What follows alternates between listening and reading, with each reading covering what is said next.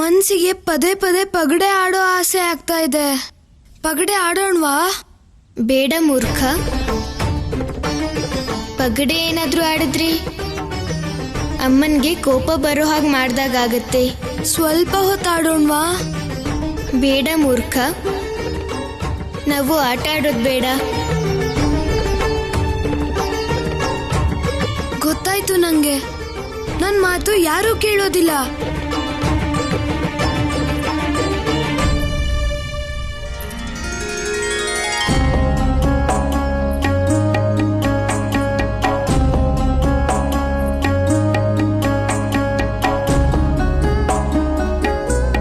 ನೆರೆಮನೆ ಗೆಳತಿ, ನೀವ್ ನನ್ ಮಾತ್ ಕೇಳ್ತೀರಾ? ಹಾ ಮೂರ್ಖ, ಹೇಳು. ನನ್ ಜೊತೆ ಪಗಡೆ ಆಟ ಆಡ್ತೀರಾ? ಖಂಡಿತ ಆಡ್ತೀನಿ, ಆದ್ರೆ ಇದು ಅಭ್ಯಾಸ ಮಾಡೋ ಸಮಯ ಅಲ್ವಾ? ಮೊದ್ಲು ಅಭ್ಯಾಸ ಮುಗಿಲಿ, ಆದ್ಮೇಲೆ ಖಂಡಿತ ಆಡೋಣ. ಅಭ್ಯಾಸ ಮಾಡ್ಬೇಕು ಅಂತಾನೆ ಆಡೋಣ ಅಂತಿದ್ದು, ಯಾಕಂದ್ರೆ ನನ್ ಮನ್ಸು ಇಲ್ಲಿಲ್ಲ. ನನ್ಗನ್ಸತ್ತೆ ನಾನ್ ಆಡಿದ್ರೆ ಅಭ್ಯಾಸದ ಮೇಲೆ ಏಕಾಗ್ರತೆ ಬರುತ್ತೆ ಅಂತ. ಇವರು ನನ್ ಜೊತೆ ಆಡೋಲ್ವಂತೆ, ಅದಕ್ಕೆ ನಾನ್ ನಿಮ್ಮನ್ ಕೇಳಿದ್ದು.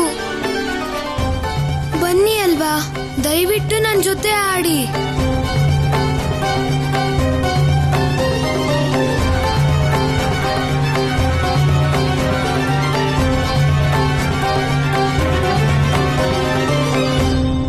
ಸರಿ, ಬಾ.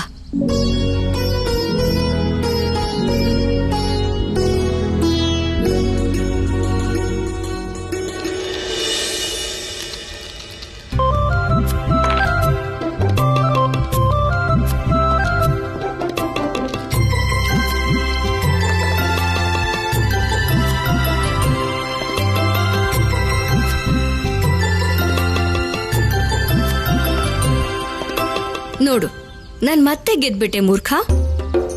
ಇಲ್ಲೆಲ್ಲರೂ ನನ್ ಸೋಲ್ಸೋರೇ ಇದ್ದಾರೆ, ನೀವು ಕೂಡ. ಮೂರ್ಖ, ಸೋಲು ಗೆಲುವು ಆಟದಲ್ಲಿ ಸಹಜ ಅಲ್ವಾ? ಗೆಳತಿ ಸತ್ಯ ಹೇಳ್ತಾ ಇದ್ದಾರೆ ಮೂರ್ಖ.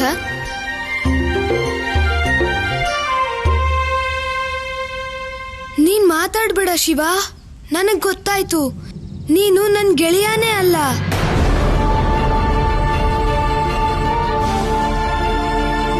ಹಾಗೇನು ಇಲ್ಲ ಮೂರ್ಖ. ನೀನ್ ನನ್ ಗೆಳೆಯ ಆಗಿದ್ರೆ ನೀನು ನನ್ ಗೆಲ್ಲೋದಕ್ಕೆ ನಂಗೆ ಸಹಾಯ ಮಾಡ್ತಿದ್ದೆ, ಉಪದೇಶ ಕೊಡ್ತಿರ್ಲಿಲ್ಲ. ಸತ್ಯನ ಅರ್ಥ ಮಾಡಿಸೋದು ಉಪದೇಶ ಅಲ್ಲ ಮೂರ್ಖ. ಸತ್ಯ ಏನಂದ್ರೆ ನಾನು ಹೊರ್ಗಿನೋನು, ಅದಕ್ಕೆ ನನಗೆ ಯಾರು ಸಹಾಯ ಮಾಡೋಕ್ ಬರ್ತಿಲ್ಲ. ನನಗಂತೂ ಯಾರು ಇಲ್ಲ, ಅಪ್ಪನೂ ಇಲ್ಲ, ಅಮ್ಮನೂ ಇಲ್ಲ, ಅಣ್ಣನೂ ಇಲ್ಲ. ನಾನು ಇದೀನಲ್ಲ ನಿನ್ ಗೆಳೆಯ. ಮತ್ ನಿನ್ಗೆ ನನ್ ಜೊತೆ ಸ್ನೇಹ ಮಾಡೋದು ಇಷ್ಟ ಇರ್ಲಿಲ್ಲ ಅಂದ್ಮೇಲೆ ನಂಗೆ ಯಾಕೆ ಹೇಳ್ದೆ ನೀನು? ಯಾರಿಗೆ ಯಾರು ಇಲ್ವೋ ಅವ್ರಿಗೆ ನಾನಿದ್ದೀನಿ ಅಂತ. ಯಾಕಂದ್ರೆ ನೀನು ನನ್ ಗೆಳೆಯನೇ, ಮತ್ ಯಾವಾಗ್ಲೂ ಗೆಳೆಯನೇ ಆಗಿರ್ತೀಯ.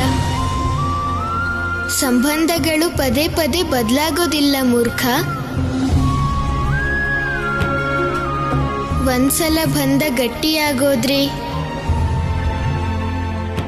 ಅದು ಸದಾ ಕಾಲಕ್ಕೂ ಇರುತ್ತೆ. ಪವಿತ್ರವಾಗಿರೋ ಸ್ವಾರ್ಥ ಬಂಧಕ್ಕೆ ಯಾವಾಗ್ಲೂ ಇದೇ ಗುರುತಾಗಿರುತ್ತೆ.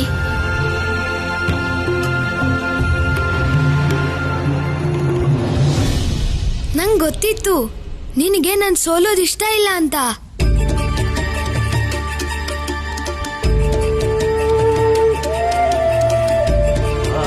ಈಗ ಸೋಲೋದಕ್ಕೆ ತಯಾರಾಗಿ ನೆರೆಮನೆ ಗೆಳತಿ.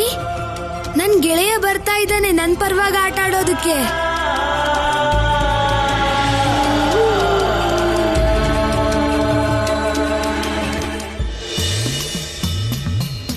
ಈಗ ನಿಮ್ಮ ಸರ್ದಿ ಗೆಳೆಯ.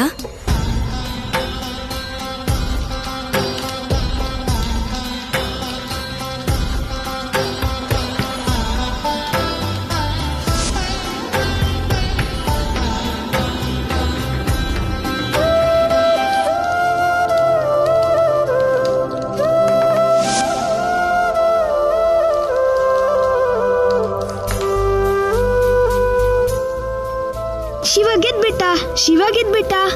ನೆರೆಮನೆ ಗೆಳತಿ, ನೀವು ಸೋತ್ ಹೋದ್ರಿ. ನಿಮ್ಮಿಂದ ಸೋಲೋದು ಆಗ್ಲೂ ಇಷ್ಟ ಆಗ್ತಿತ್ತು, ಹಾಗೆ ಇವತ್ತು ಇಷ್ಟ ಆಗ್ತಿದೆ ಗೆಳೆಯ. ಯಾವ ರೀತಿ ನೀವು ಮಹಾದೇವನ ಸ್ವಭಾವನ ಮರ್ತಿಲ್ವೋ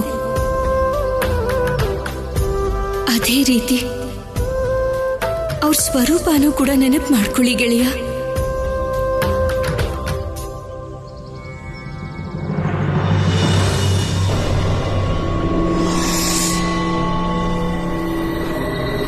ದೇವಿ ಪಾರ್ವತಿ, ಪಾರ್ವತಿ,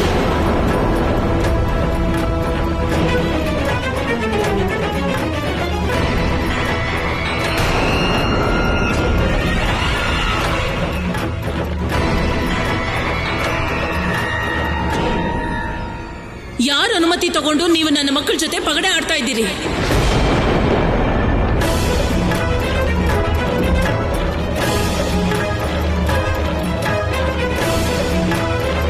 ಸಮಾಧಾನ ಮಾಡ್ಕೊಳ್ಳಿದ್ದೇವೆ. ನೀವು ನನಗೆ ಹೇಳ್ತಿದ್ದೀರಾ ಋಷಿವರ್ಯ? ಯಾರು ತಪ್ಪಿದ್ಯೋ ಅವ್ರಿಗೇನು ಹೇಳ್ತಾನೆ ಇಲ್ಲ.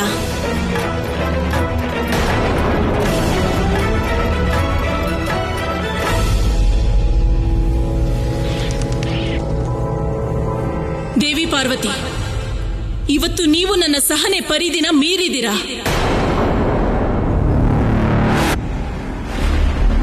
ನನ್ನ ಮನೆ ಕಟ್ಟುಪಾಡು, ನನ್ನ ಮಕ್ಕಳು ಕೊಟ್ಟಿರೋ ಸಂಸ್ಕಾರವನ್ನ ನೀವು ನಾಶ ಮಾಡಿದ್ದೀರಾ.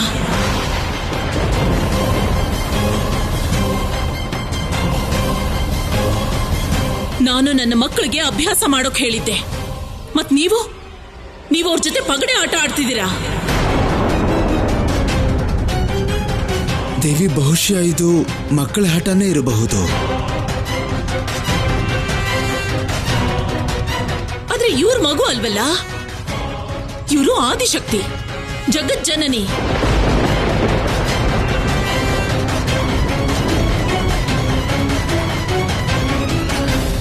ದೇವಿ ಪಾರ್ವತಿ, ನಿಮಗೂ ಗೊತ್ತಲ್ವಾ, ಈ ವಯಸ್ಸಲ್ಲಿ ಇಂಥ ಮಕ್ಕಳು ಹಸಿ ಮಣ್ಣಿನ ಹಾಗೆ ಇರ್ತಾರೆ.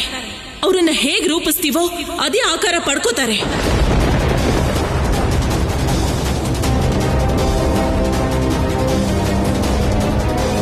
ದೇವಿ ಪಾರ್ವತಿ, ಮಕ್ಕಳ ಉಜ್ವಲ ಭವಿಷ್ಯಕ್ಕೆ ಒಂದು ಶಕ್ತಿಶಾಲಿಯಾಗಿರುವಂತಹ ಆಧಾರ ಬೇಕಾಗುತ್ತೆ. ಅದನ್ನ ಪ್ರತಿ ತಂದೆ ತಾಯಿ ತಮ್ಮ ಮಕ್ಕಳಿಗೆ ಪ್ರಾರಂಭದ ವರ್ಷಗಳಲ್ಲೇ ಕಟ್ಕೊಡ್ತಾರೆ.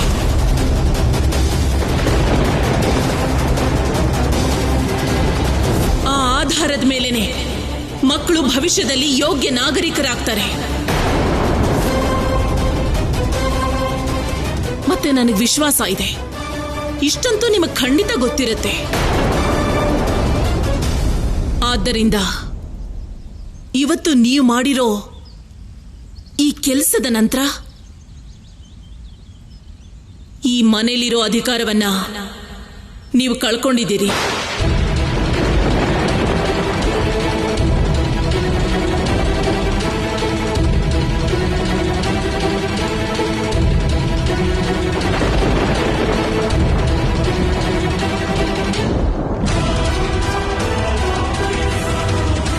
ಈ ಮನೆಯಲ್ಲಿ ಇನ್ನು ನಿಮ್ಗೆ ಯಾವ ಜಾಗನೂ ಇಲ್ಲ.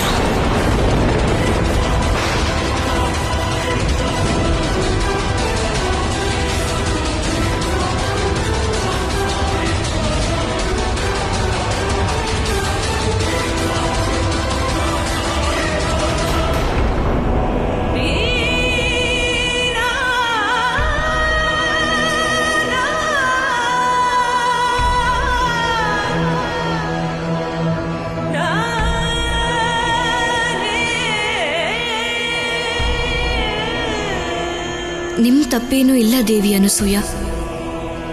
ನೀವು ಮಾಡ್ತಿರೋದೆಲ್ಲ ಪುತ್ರ ಮೋಹ ನಿಮ್ಮಿಂದ ಮಾಡಿಸ್ತಿರೋದು ಅಷ್ಟೇ. ದೇವಿ ಪಾರ್ವತಿ,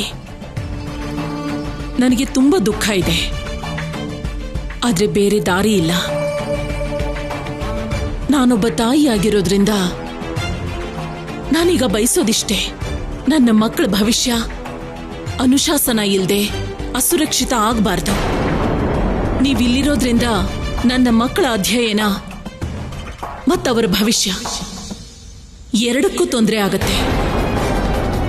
ಮತ್ತೆ ನಿಮ್ಮ ಜೊತೆಗೆ ಗಣಪ್ರೇತಗಳು ಕೂಡ ಇಲ್ಲಿಗೆ ಬರ್ತಾರೆ ಮತ್ತು ನನ್ನ ಮನೇನ ಕೈಲಾಸ ಮಾಡ್ತಾರೆ. ಇದು ನನಗೆ ಖಂಡಿತ ಒಪ್ಪಿಗೆ ಇಲ್ಲ.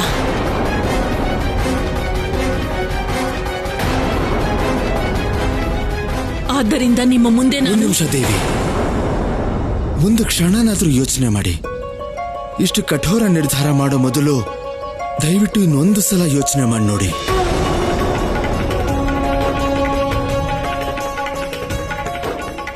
ದೇವಿ ಪಾರ್ವತಿ ಯಾರೋ ಸಾಮಾನ್ಯ ಸಾಂಸಾರಿಕ ಮಹಿಳೆ ಅಲ್ಲ, ಆದಿಶಕ್ತಿ. ಅವರು ವಾಗ್ದೇವಿ. ಅವ್ರ ಜೊತೆ ನೀವು ಹೀಗೆ ನಡ್ಕೊಳ್ಳೋದು ನನ್ನ ಪ್ರಕಾರ ಸ್ವಲ್ಪನೂ ಸರಿ ಅಲ್ಲ ದೇವಿ. ಸರಿ, ತಪ್ಪನ್ನ ಯೋಚನೆ ಮಾಡಿದ ನಂತರನೇ ನಾನು ಈ ನಿರ್ಧಾರ ಮಾಡಿದ್ದು ಋಷಿವರ್ಯ. ಇನ್ನು ಈ ನಿರ್ಧಾರದ ಬಗ್ಗೆ ಯಾರು ಏನು ಹೇಳೋ ಹಾಗಿಲ್ಲ.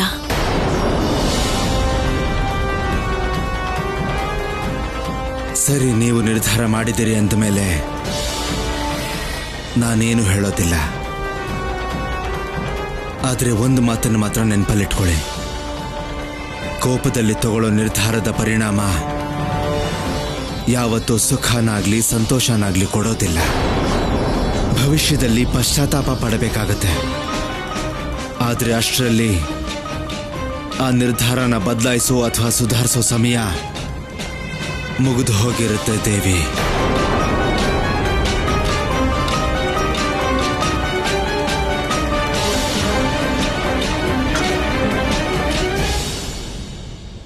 ಅಮ್ಮ, ಸಮಾಧಾನ ಮಾಡ್ಕೊಳ್ಳಿ.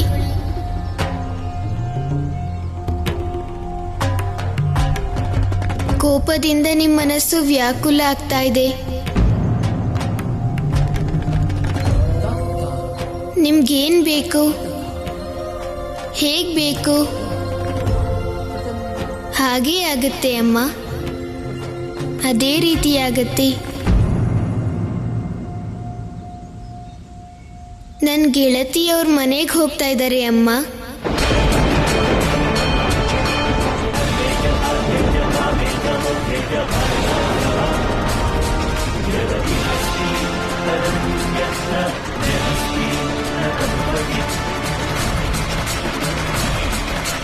ಹೌದು ಅಮ್ಮ, ನಿಮ್ಮ ಸುಖ, ಶಾಂತಿ, ಸಂತೋಷ ಮತ್ತೆ ಪ್ರಸನ್ನತೆ ಬಿಟ್ರೆ ನನಗೆ ಬೇರೆ ಏನೂ ಬೇಕಾಗಿಲ್ಲ.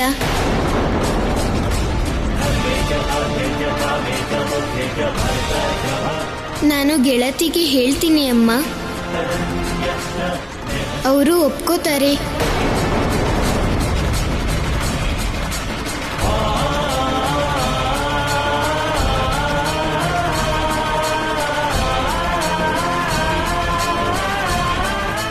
ಗೆಳತಿ, ನಾನೇ ನಿಮ್ಮನ್ನ ಇಲ್ಲಿರೋಕ್ ಹೇಳಿದ್ದೆ ಅಲ್ವಾ? ಆದ್ರೆ ನಾನಿವತ್ತು ನಿಮ್ಮನ್ನ ಇಲ್ಲಿಂದ ಹೊರಗಡೆ ಹೋಗೋಕ್ ಹೇಳ್ಬೇಕಾಗಿದೆ.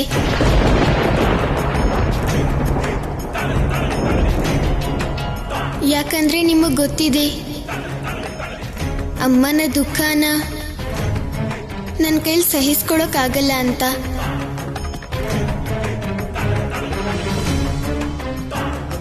ಆದ್ರಿಂದ ನಿಮ್ಮನ್ನ ಕೇಳ್ಕೋತಿದ್ದೀನಿ, ನೀವು ನಿಮ್ಮ ಮನೆಗೆ ಹೋಗ್ಬಿಡಿ.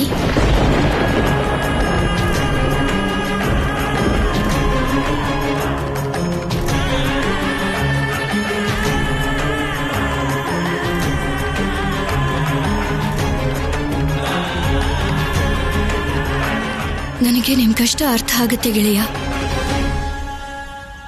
ನೀವು ನನ್ನನ್ನ ಕೇಳ್ಕೊಳ್ಳೋ ಅಗತ್ಯ ಇಲ್ಲ. ಇದು ನಿಮ್ಮ ಮನೆ. ನಿಮಗ್ ಹೇಗ್ ಬೇಕೋ ಹಾಗೆ ಆಗತ್ತೆ.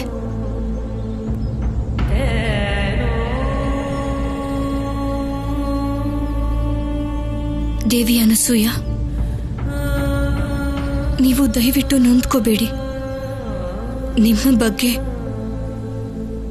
ನನ್ನ ಹೃದಯದಲ್ಲಿ ಯಾವುದೇ ರೀತಿ ಕಹಿ ಇಲ್ಲ.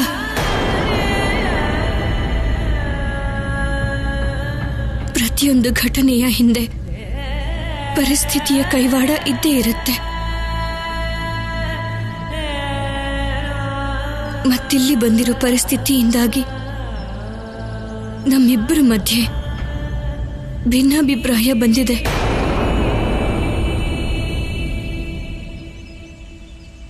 ಆದ್ರೆ ನೀವು ನಿರಾಳವಾಗಿರಿ. ನನಗೆ ನಿಮ್ಮ ಮೇಲೆ ಕೋಪ ಬರೋದಿಲ್ಲ.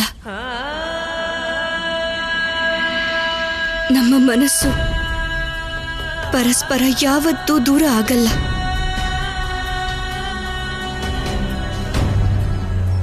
ಯಾಕಂದ್ರೆ ನಾವಿಬ್ರು ಒಂದೇ ದಾರಿಲಿ ನಡೀತಿದ್ದೀವಿ.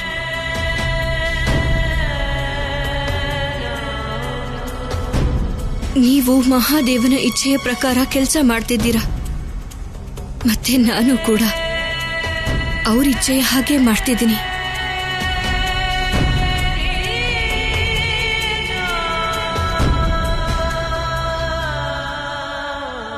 ಯಾಕಂದ್ರೆ ಕೊನೆಯಲ್ಲಿ ಮಹಾದೇವನ ಇಚ್ಛೆನೆ ತುಂಬಾ ಮುಖ್ಯ ಆಗೋದು.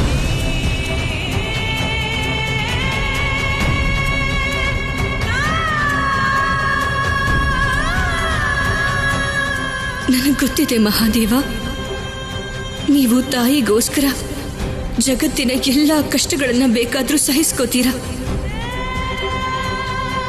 ಅವರ ಸುಖಕ್ಕೋಸ್ಕರ ನಿಮ್ಮ ಆಸೆಗಳನ್ನ ಬಚ್ಚಿಟ್ಟು ನಿಮ್ಮ ಸುಖನ ಮರೀತೀರ. ನನ್ನ ನೋವಿಷ್ಟೆ. ಈ ದುಃಖದಲ್ಲಿ ನಿಮ್ಮನ್ನ ಒಂಟಿಯಾಗಿ ಬಿಟ್ಟು ನಾನು ಹೇಗೆ ಹೋಗ್ಲಿ? ಗೆಳತಿ, ದುಃಖ ಪಡಬೇಡಿ. ನೀವು ನನ್ನಿಂದ ಎಲ್ಲೂ ದೂರ ಹೋಗ್ತಾ ಇಲ್ಲ, ಹತ್ರದಲ್ಲೇ ಇರ್ತೀರಾ. ನಿಮ್ಮ ಮನೆಯಲ್ಲಿ ನಾನು ನಿಮ್ಮ ಮನೆಗೆ ಬರ್ತಾ ಇರ್ತೀನಿ.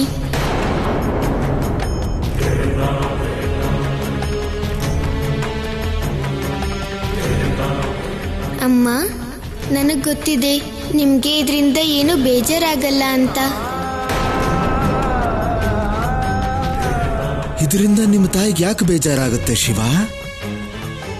ಅಲ್ವಾ ದೇವಿ?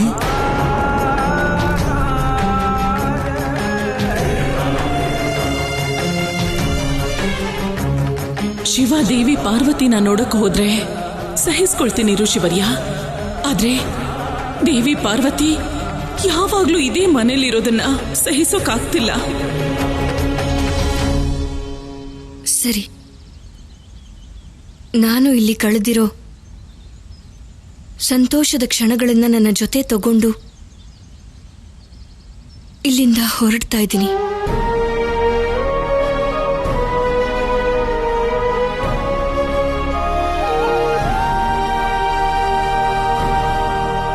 ನಿಂತ್ಕೊಳ್ಳಿ ಗೆಳತಿ.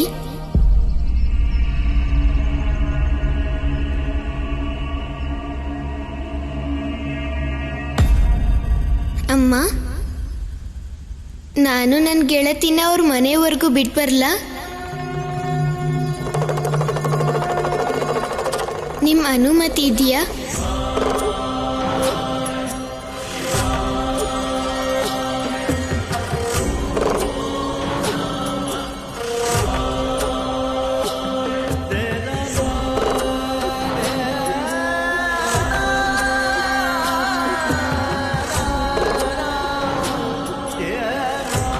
ಹೋಗ್ಬಾ.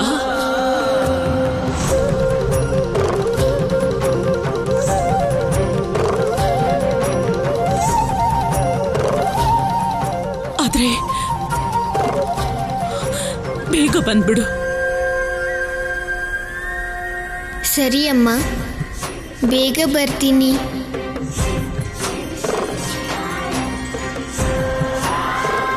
ಹೋಗೋಣ್ವಾ ಗೆಳತಿ?